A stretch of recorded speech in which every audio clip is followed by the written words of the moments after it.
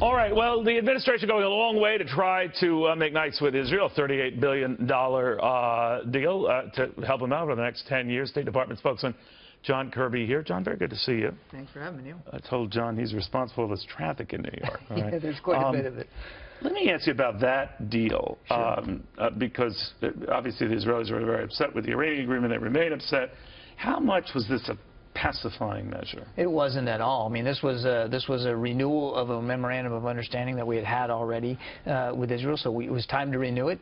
It was lengthy negotiations, but it wasn't, done in the context of trying to soothe tensions over the Iran deal. As a matter of fact, and we've said this, we maintain this, that one of the great benefits of the Iran deal is it removes that much more pressure that people in Israel were feeling from an Iran that was, for some reason they don't feel it. They don't think that Iran is going to stick to it. You've been asked this before, but you got to wonder if they have a point when you hear Iran building up and militarily trying to respond to provocation by the U.S. Yeah, well, look, clearly we still have issues with Iran.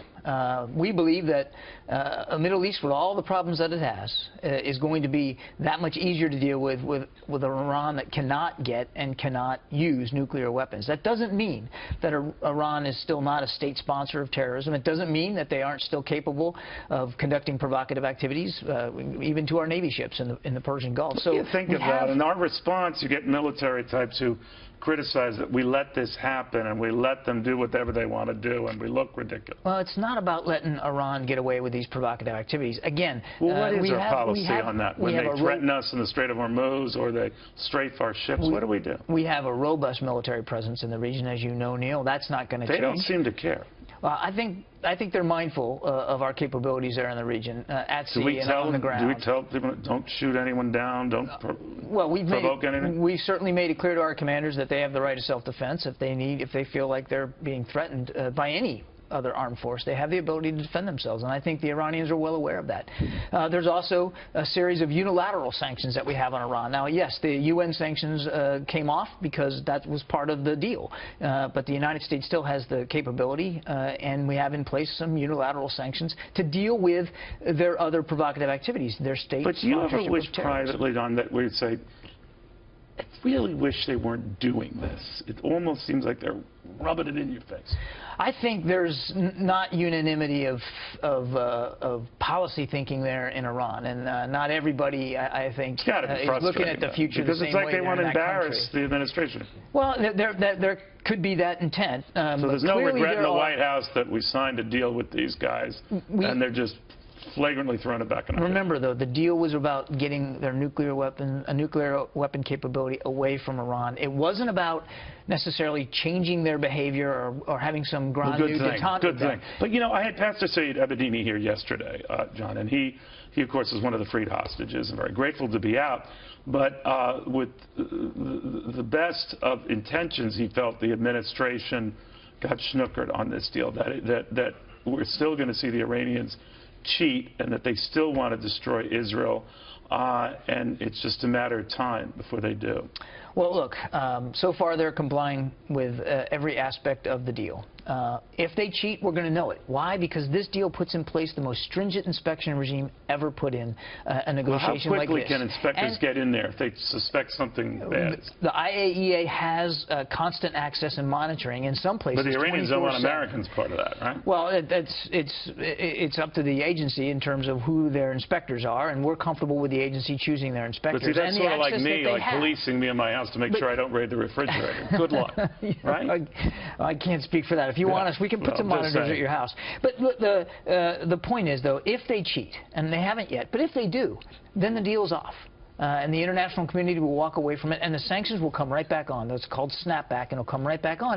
So it's still hopeful, and this has come up before, Don. I know you've addressed these questions, but when Abedini was here, he referred famously to the incident that got him out, and that he and the other hostages in separate locations were waiting and delayed, I guess in excess of 20 hours, for a second plane to arrive. We since discovered it was extra cash that was coming, and he looked at it as ransom. I want you to react to this. If the Iranian government never got that cash, then you'd be out right now? I don't think so. That if they didn't get the money, they never, they let us go. So as they told me, I know that. So you think in the end that it was ransom? I prefer the politicians answer this question, but it seems like that. What do you think of that? Well, I disagree. I mean, with all due respect, we don't pay ransom for hostages. That's U.S. policy. That hasn't changed. But he's saying that he was held up, his release was held up until another plane was coming, verified by other captives. Right. And the timing seemed odd. Well, we talked about this, and we talked about it a lot. There were two parallel tracks coming together here, and in roughly the same amount of time and space. I'm not saying it was a coincidence. They were driving forward on parallel tracks. Do you think that if they didn't get that cash, they would have still released those hostages? We believed that in the end game, in those final hours, that it would have been imprudent and irresponsible not to hold that cash in abeyance just a little longer until we knew that our American citizens were off the ground. But they were thinking the same thing. These hostages don't go anywhere until we, in abeyance, get that cash. Well, again, we wanted to make sure that our people were getting out safe and sound. But that money, that's Iranian money. It was awarded to them. But they wanted it fast. Well, they've wanted it for more than 30 years. So there was no quid pro quo. I mean, this is money that's been frozen for but it was time, it seemed, with the release of this. You say no quid pro quo. I understand. I understand when people talk about the optics of this. But no, this wasn't a quid pro quo. This wasn't a ransom payment. This was money that they were going to get anyway. And at the end game, as these two tracks came together, we felt it was prudent to hold up. Why cash, John? Well, because the president spoke to this. I mean, because now they do allow wire transfers, because separate payments to the Iranian government or wire transfer were handled in the last 14 years. Well, at the time when this was going down in the wintertime, there was no physical way to quote-unquote wire the money.